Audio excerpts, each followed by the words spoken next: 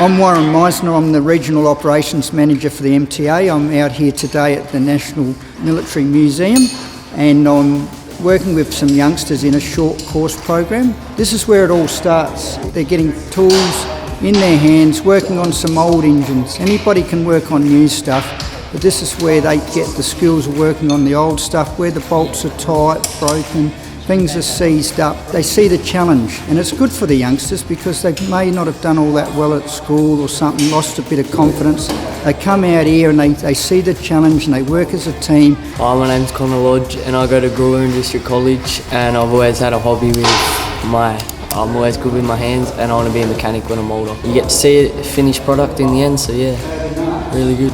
Hi, I'm Mike Jebb. I'm the Vice President and Workshop Manager here at the Military Vehicle Museum. Currently we're running programs with both MTA and Bowden Brompton School.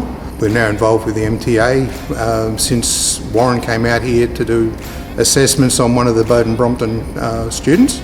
It's not like their mum and dad's car that they drive. My name's Dominic, I go to Brompton Community School. I like coming here because it's something that I get to do and enjoy. Hey, I'm Will Smart. I go to Playford International College. I just really like working on cars. This is a GM Detroit two-stroke engine. They're going to pull it all apart, clean it up, paint it, put it back together to show the public.